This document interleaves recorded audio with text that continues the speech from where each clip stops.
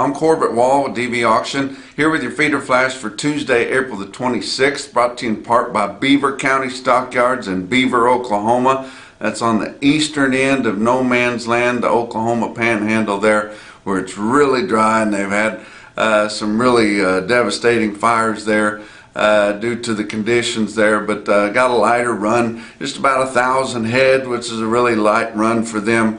They are going to include in that 1,000 head. There'll be 3 loads of fancy yearlings off one deal. Jeff Slatton told me, and they expect several nice cattle in there, and some lighter calves and cows to boot. But you're looking for our marketing option in that part of the country, look to Beaver County Stockyards. The hearings are finally here. Here today, Tuesday, your Senate Ag Committee is having a hearing over the Cattle Price Discovery and Transparency Act and the Meat and Poultry Special Investigation Act. So that's the one that basically gives subpoena power to use in investigating P&S violations. So we haven't talked about that very much. We definitely need both of those. But I tell you what, you can just see where you're standing, who's standing on whose side. All your big packers and all your big corporate feeders are on one side, and all your small independent guys are on the other. And the groups that have sold out to the big corporate feeders and the packers are are against this bill. And those organizations that are for continuing the way we've had urban life and raising cattle, and using cattle for small producers and having more participants in the industry are all standing for the bill. So what's going to happen? Well, it's going to be very interesting to see. I know a lot of you guys are wanting to see it. I've got the link to it, but it's long as a well rope. But I'm telling you, an easy way to get to it is just use your search engine, Google or whatever you do, and go to United States Senate Committee on Agriculture, Nutrition, and Forestry. Go to there. Go to United States Senate Ag Committee on Agriculture, Nutrition, and Forestry. You search for that, you get the first one that comes up, and then you go to hearings, and that's the point you can find the place to watch it, even on your phone or on your tablet or on your laptop or whatever you want to. It starts 10 o'clock Eastern. Going to be several people on there testifying, and the Senate Ag Committee there will be asking questions, and they'll be basically just discussing these bills. But I've told you before, my good friend Ricky Ruffin from rural Mississippi, Bay Springs, Mississippi there, he's going to be representing U.S. Cattlemen's Association there, and he's a good guy, and he's a small producer, especially compared to some of the other people that are on there, or the ones that they put up to talk. But he's got a cow herd. He backgrounds several hundred yearlings there every year, and he's been active with U.S. Cattlemen's. He's been active with Farm Bureau. He's been paying attention to this stuff for a long time, and he's well versed to kind of show your small cow-calf producer and your smaller backgrounder and basically small cattle producer across the southeast how it's affecting them. And we need price discovery, guys. But talking about price discovery, man, did we have it at Montgomery Stockyards in Montgomery, Alabama, which I'm coming to you from there here tonight. But I tell you what, even though we had that very bearish cattle on feed report, and the board was down tremendously, and how you guys can explain to me how your live cattle futures go down with the bearish cattle on feed report instead of your feeder cattle futures, which they were down too. Of course, corn was up again. But despite all those things, we still had a very good video board sale there at Montgomery Stockyards, and I'm going to give you some of the results of that here in just a little bit. But talking about fair, price discovery, when I was at Montgomery Stockyards, this sign kind of drew my attention here, and you guys can read that for yourself. But it says, "What do you want for your cattle? the final offer or the highest bid.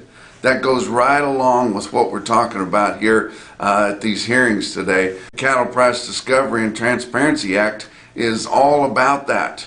Getting, price discovery and finding out what the cattle are worth. And if we don't continue to do that, it's just going to be dictated to us. But,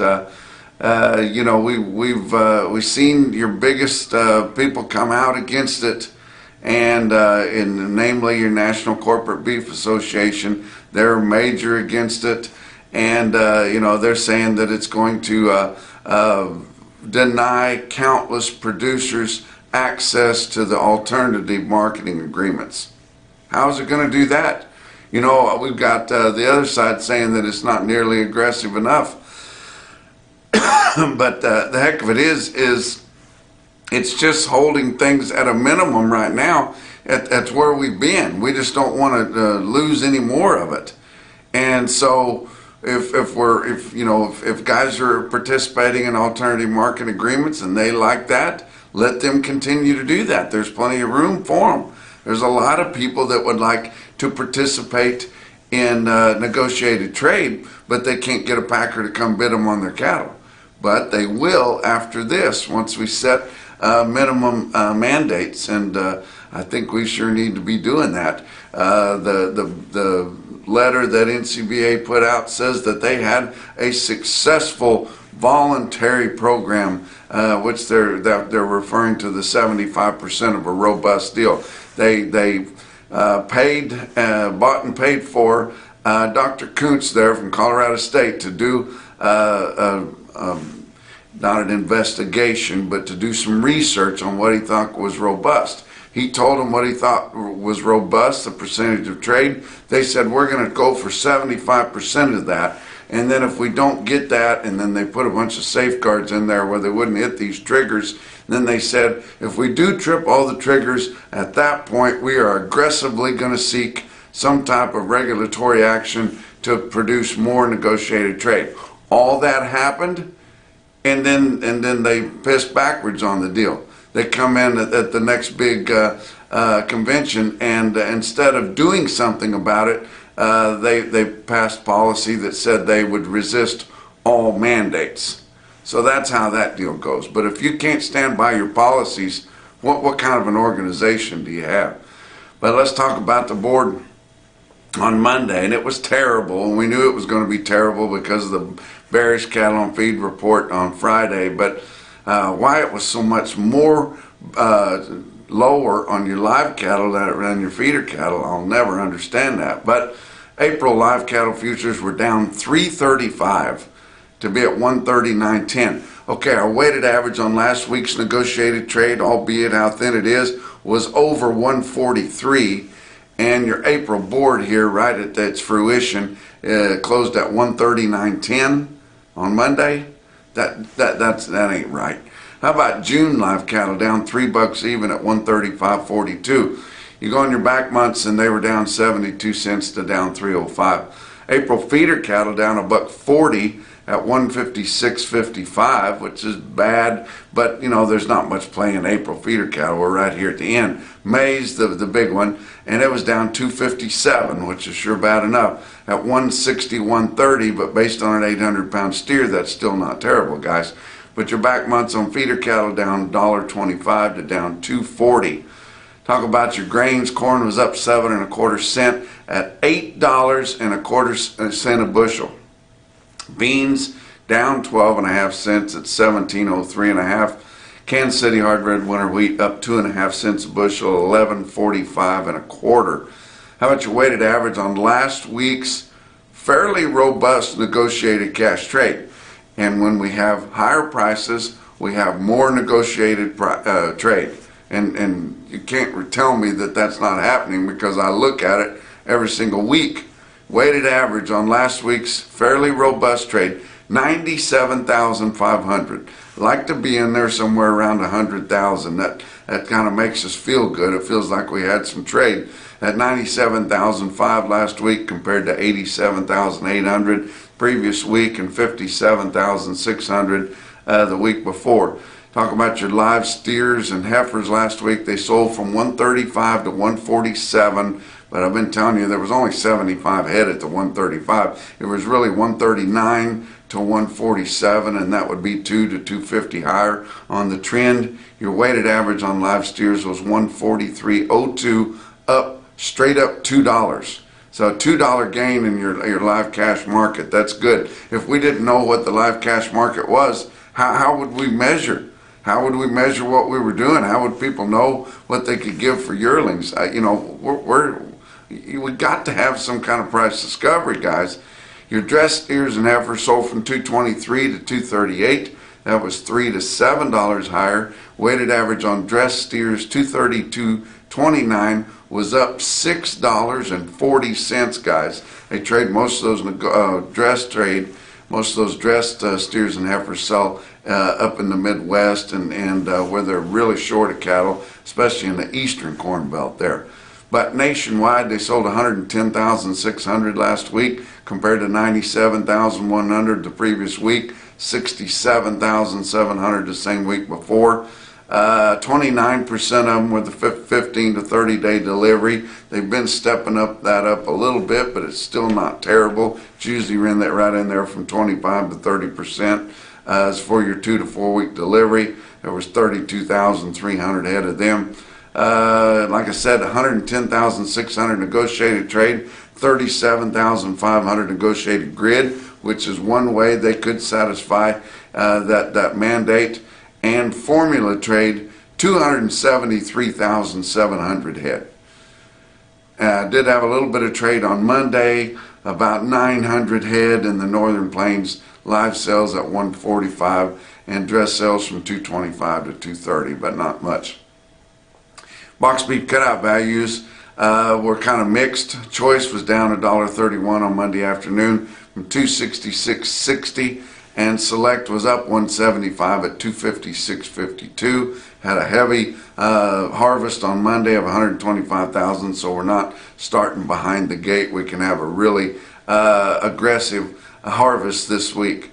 But let's talk about your feeder cattle market. Your real-time index on DV auction late in the day on Monday set at 157.36. That was down just 19 cents. So your feeder cattle auctions were actually not terrible, and it sure wasn't terrible at Montgomery Stockyards, but I'm going to tell you about that here later on individual quotes. But talk about your big sales on Monday. Oklahoma City had 7,000 head. We've got extremely light receipts. We're running out of cattle. There's a lot of cattle in the feed yards, but there's not very many cattle out. Your feeders in Oklahoma City were unevenly steady. Steer calves were 10 to 12 bucks higher. Heifer calves were $2 to $5 higher. Joplin Regional Stockyards had 4,900 there.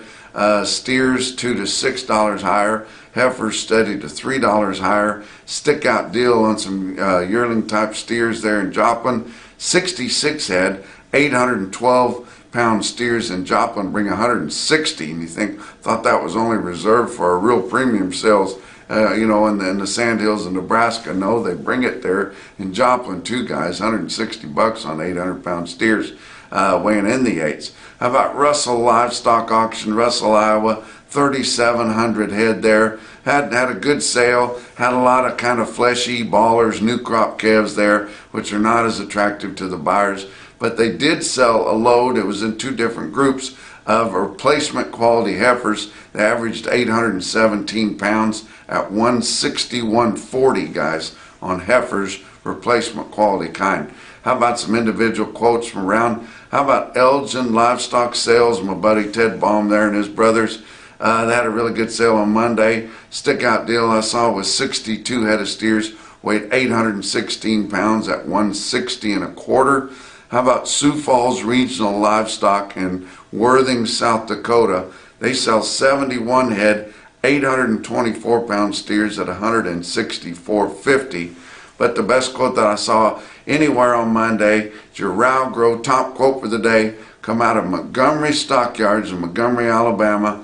It was the board sale, the grass time video, first time ever online. You could view and bid online through DV Auction. That's why I came down here to make sure that deal kind of went went through without a hitch, and we had a good sale there. It was better than people feared that it was going to be, because they thought maybe the board was going to kill it. But I mean, guys just need green yearlings this time of year, and you can't find them anywhere. These yearlings are similar to what you would see come off the Flint Hills in the middle of the summer. They've been on ryegrass. They've got to come off right now because they're going to spray that ryegrass and kill it and plant cotton there. And so that's what those cattle have been eating, is ryegrass, and I mean they are green, green, green. Where are you going to find them? Nowhere else. But the best quote that I saw, or the most impressive to me, was the Brown Farms yearling steers there out of Clayton, Alabama.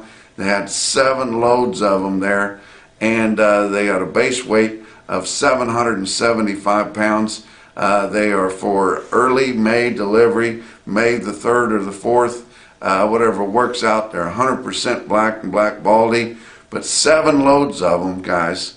And if you're taking them to the Southern Plains, which is where they went to feed, it's a $10 to $12 a hundred ride. But 7 loads of them, 775 pound base weight, current delivery at $161. And that's your feeder flash for Tuesday.